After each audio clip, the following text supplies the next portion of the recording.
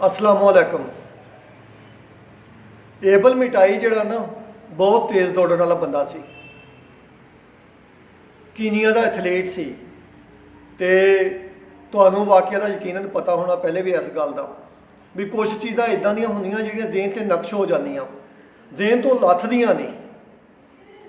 मुकाबला हो रहा सीगा, खिलाड़ी दौड़ रहे सीगे, जिहड़ी फिनिश लाइन होंदी है ना जिथे दौड़ खत्म होनी होंदी आ, एबल मिठाई जो उस लैन के करीब पहुंचे ना उन्होंने समझ नहीं आई लाइना की। हालांकि लैन थोड़ी जी अगे सी, वो पिछे ही रुक गया। उन्हें सोचा भी मैं दौड़ जित गया। वो पिछे खिलाड़ी दौड़ रहा सी स्पेन का, इवान फर्नैंडिस। इवान फर्नैंडिस ने जो देखा भी कीनिया का जोड़ा दौड़न वाला रनर आ वो रुक गया वा तो उलझ गया वा लाइना दे विच, वो गल नूं समझ गया। उन्हें अपनी जुबान में बड़ा उन्होंने समझाने की बोलन की उच्ची उच्ची कहा भी होर दौड़ भी थोड़े अगे दौड़ लैन अगे आ। लेकिन कीनिया के खिलाड़ी को समझ नहीं आई, क्योंकि जो एबल मिठाई सी कीनिया का दौड़न वाला रनर सीगा, कीनिया का जोड़ा खिलाड़ी सीगा वो हस्पानवी जबान नहीं सी जानता, तो स्पेन वाले हस्पानवी जबान जानते आ बोलते आ। जो उन्होंने बिल्कुल गल की समझ नहीं ना आई तो इवान फर्नैंडिस ने ना उन्होंने हौली दिनी नरमी नाल धक्का दे के जी फिनिश लाइन है वो पहुँचाता, उन्होंने जिताता। इस तरह होया भी कीनिया का जोड़ा एथलीट सी एबल मिठाई वो जित गया। जो जित गया ना तो सहाफ़ी ने इवान फर्नैंडिस को कहा, उन्हें कहा तू की कीता, तू तो जित रहा सी, तुसीं आ की कीता। उन्हें कहा जी साड़ी ख्वाहिश है, मैं चाहता वा भी असी एक यह जी बरादरी कायम करिए, असी एक यह जी बरादरी बनाइए जिथे असी दूसरे को जितने लिए हौसला तो मदद दईए। उन्हें कहा तू जित सकता सी। सहाफ़ी ने उन्होंने कहा फर्नैंडिस को भी तू जित सकता सी। कीनिया का खिलाड़ी तो भुल गया सी, उन्होंने तो पता ही नहीं सी फिनिश लाइन किहड़ी आ।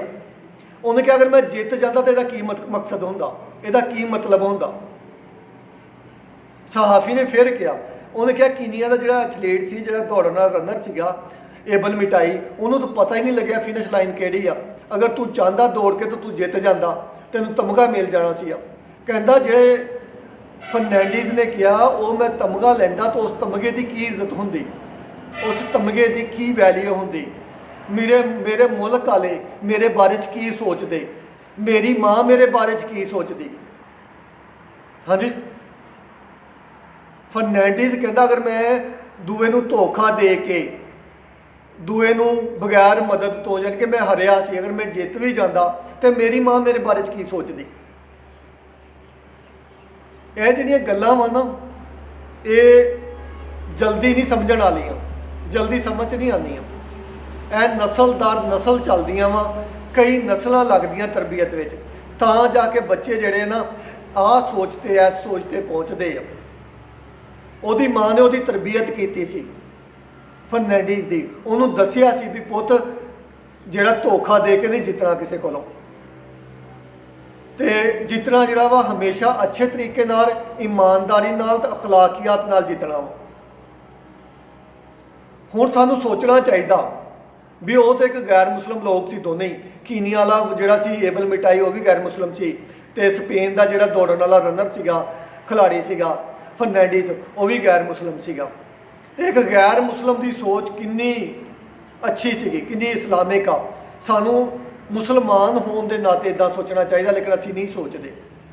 असी अपने बच्चे को कितना कुछ सिखा रहे हैं, कितना कुछ उन्होंने तरबियत कर रहे हैं, कितना कुछ उन्होंने दस रहे हैं भी पुत जिहड़ा जितना वा तुसीं ईमानदारी नाल जितना वा, कभी भी धोखा दे के किसी को नहीं जितना, कभी भी किसी को धक्का दे के नहीं जितना। जो भी जितना वा ईमानदारी नाल जितना वा, अखलाकियात नाल जितना वा। तमगे लै लेना कोई जित नहीं होंदी, धोखा दे के तमगे लै लेना जित नहीं होंदी, धोखा दे के पैसे बना लेना करोड़ापति हो जाना कोई जित नहीं होंदी, धोखा दे के जमीनां खरीद लेना कोई जित नहीं होंदी, धोखा दे के पोजीशन लै लेना कोई जित नहीं होंदी। जित उही होंदी आ जिहड़ी तुसीं ईमानदारी नाल जितो, अखलाकियात नाल जितो, अपनी तरबियत के सिर ते जितो।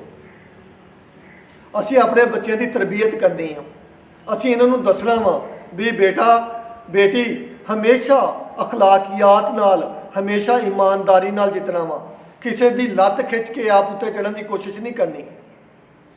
ਕਿਸੇ ਦੀ ਹਸਦ ਦੀ ਵਜ੍ਹਾ ਨਾਲ ਕਿਸੇ ਨਾਲ ਧੋਖਾ ਨਹੀਂ ਕਰਨਾ, ਕਿਸੇ ਨੂੰ ਗਿਰਾਣਾ ਨਹੀਂ ਹੈਗਾ, ਬਲਕਿ ਗਿਰੇ ਹੋਏ ਬੰਦੇ ਨੂੰ ਉੱਤੇ ਚੁੱਕਣਾ ਵਾ, ਉੱਤੇ ਉਠਾਉਣਾ ਵਾ। ਅਗਰ ਅਸੀਂ ਦੂਏ ਗਿਰੇ ਹੋਏ ਬੰਦੇ ਨੂੰ ਉੱਤੇ ਚੁੱਕਾਂਗੇ ਤਾਂ ਖੁਦ ਵੀ ਉੱਤੇ ਉੱਠ ਜਾਵਾਂਗੇ। ਅਗਰ ਦੇਖਿਆ ਜਾਵੇ ਤਾਂ ਉਸ ਦਿਨ ਇਵਾਨ ਫਰਨੈਂਡੀਜ਼ ਹਾਰਿਆ ਨਹੀਂ ਸੀ, ਉਹ ਜਿੱਤ ਗਿਆ।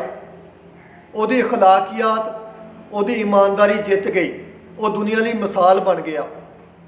ਅਸੀਂ ਆਪਣੇ ਬੱਚਿਆਂ ਦੀ ਤਰਬੀਅਤ ਇਸ ਤਰ੍ਹਾਂ ਕਰੀਏ ਕਿ ਉਹ ਵੀ ਦੁਨੀਆ ਲਈ ਮਿਸਾਲ ਬਣਨ। ਸਾਡੀਆਂ ਮਾਵਾਂ, ਸਾਡੀਆਂ ਬੀਬੀਆਂ, ਸਾਡੀਆਂ ਭੈਣਾਂ ਆਪਣੇ ਬੱਚਿਆਂ ਨੂੰ ਸਮਝਾਓ ਵੀ ਪੁੱਤਰ ਇਮਾਨਦਾਰੀ ਸਭ ਤੋਂ ਅਹਿਮ ਚੀਜ਼ ਆ।